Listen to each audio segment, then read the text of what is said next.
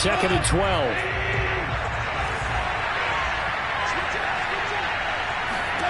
Here's Goff.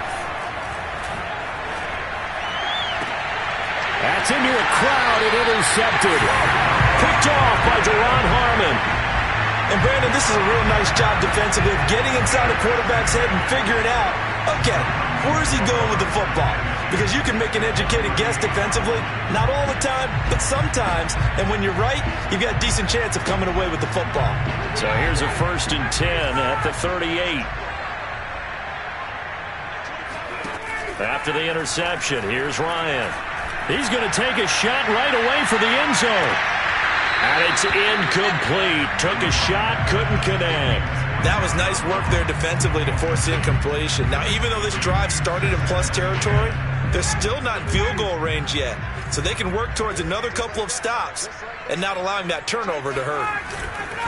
On 2nd down now, it's Carson. And they're able to get this one past the 30 down to the 25. It's a gain of 13 and a 1st down for Atlanta.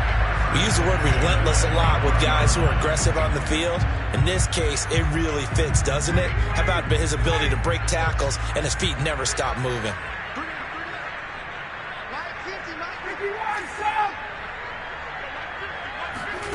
They'll throw on 1st down with Ryan. Escaping the pressure right. And the coverage terrific there as that's knocked down and incomplete. Receiver coaches preach to their guys all the time. Separation, that's what's going to make the play successful. That time there was very little, and I think they were actually fortunate that it was only knocked away and not intercepted.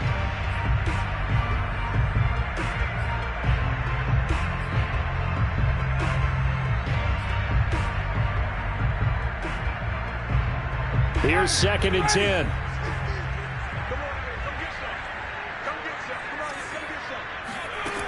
Now Ryan.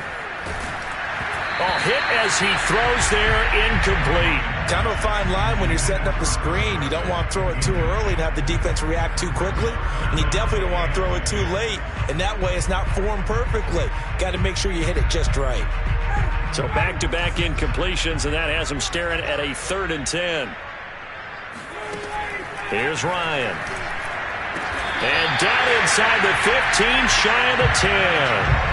Ryan on target to Pitts, 1st down Falcons. And that's well executed there on 3rd down. And I love the confidence that they had to let their tight end try and find some space in the middle of the field, right in their quarterback's line of vision. And QBs love to make that easy throw, and they hooked up there for a 1st down.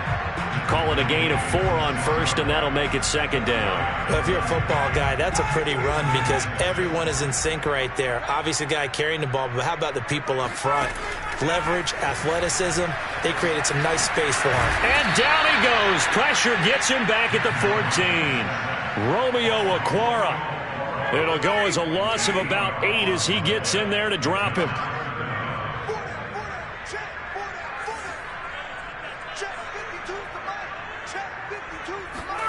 Now on 3rd and long, they'll look to throw. And that is incomplete. They certainly had good starting field position on that drive, but couldn't do anything with it after 3 plays. Have to admit that that's a disappointing end to excellent field position. When that drive started, they had 6 points that they were thinking about. And this one is right through. So he's been automatic to this point of the season, and he connects on the field goal there. And what a luxury it is to have a kicker you can depend upon, partner, because he hasn't missed all year long. Converts on that one as well. And kudos to you. You didn't jinx him. And it'll come out to the 25 as he will not attempt to return.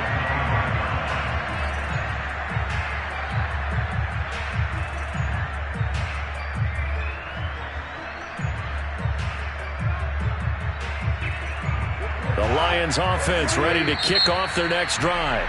Now the Falcons going to use one of their timeouts. They'll have 2 remaining as we step aside here in this 2nd quarter. They find themselves down 10-0 early after the interception on their opening drive led to a field goal. So now they've got to pick up the mantle a little bit. You mentioned the team's down 10. They've helped contribute to that. How are they going to get their team back into this ball game? And nothing but green grass here, middle of the field. The 30. 10. 10, 5, touchdown, Detroit.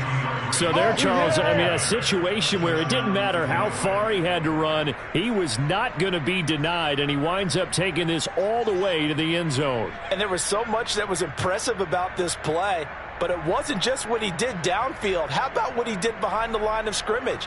This wasn't a play where he just had a direct path to get him downfield and make the big play. He had to adjust on the fly behind the line of scrimmage, and in the end, that became a tremendous run. Extra point by Seibert, up and good, and the lead is down to a field goal.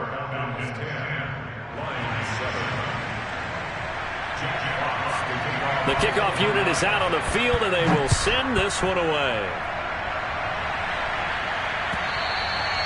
And that'll carry over the back line of the end zone for a touchback.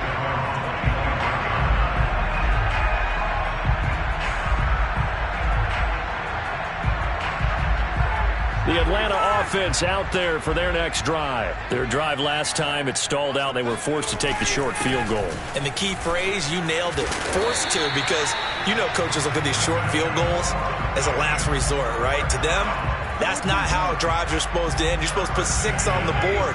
That's a consolation prize. Like going to the county fair, you don't get the big stuffed animal on that one, do you? No, you don't go top shelf. That's bottom shelf material. On 1st and 10, it's Ryan. Airing it out, looking for Ridley. He rifles one that's intercepted. Picked by Jeff Okudah. And he'll bring this all the way up to the 45-yard line. And, Charles, that's now 4 interceptions over his last 3 halves of football, because, remember, he threw 3 picks last week. Starting to wonder if maybe defenses and those coordinators have identified something on tape with what he's doing. Maybe a movement, maybe the way he's moving his shoulders. Who knows what it could be? He could have a few tells out there that they're keying in on and allowing defenses to get to the football a little bit faster. People steal signals. Maybe sometimes they can figure out what the quarterback's doing just by his movements. And he is not going to go anywhere. They're going to get to him behind the line, and that is going to get us to the 2-minute warning.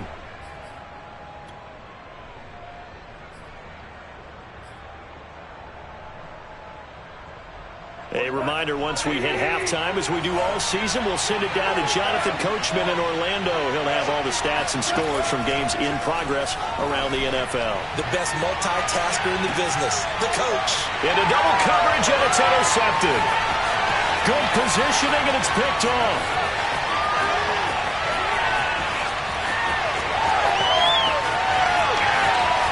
And he takes this one back into the end zone, and the Falcon defense has a touchdown. So from one end zone all the way to the other. Talk about a turnaround.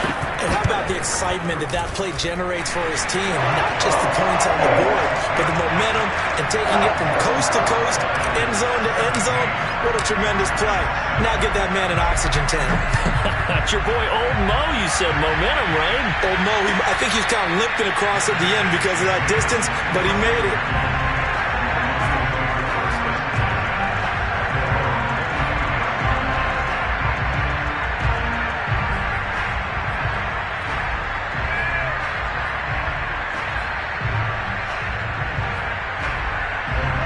Lions offense ready to kick off their next drive. And last time, decent field position through the pick 6.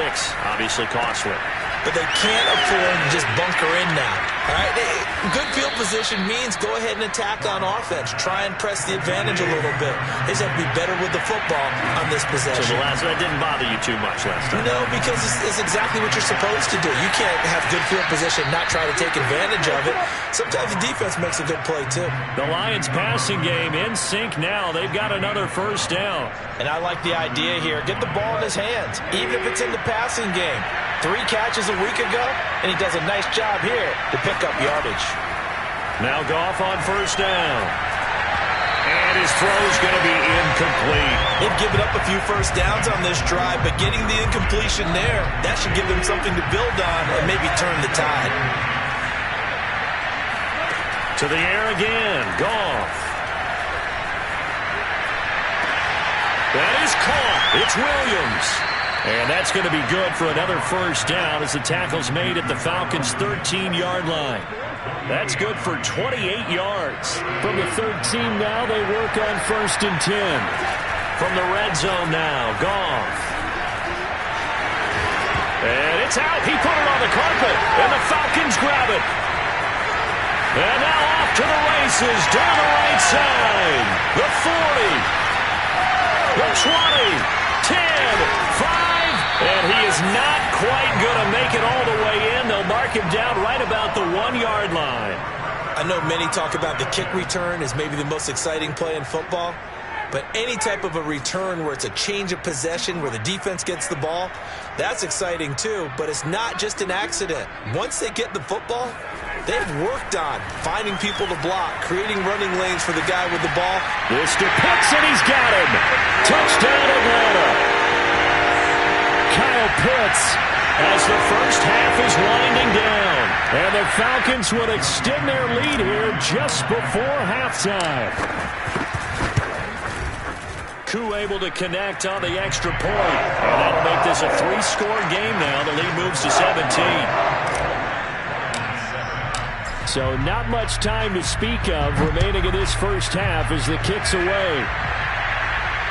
And no return on this one as the fair catch is signaled for and taken. The Lions offense ready to kick off their next drive. And they will not really have time to do much of anything. 15 seconds, all that remains before halftime. A strong running. And an anxious moment or two there, but they do get him down. Now a timeout taken. Perhaps a chance for one more quick play and then another timeout if they hurry. We'll see.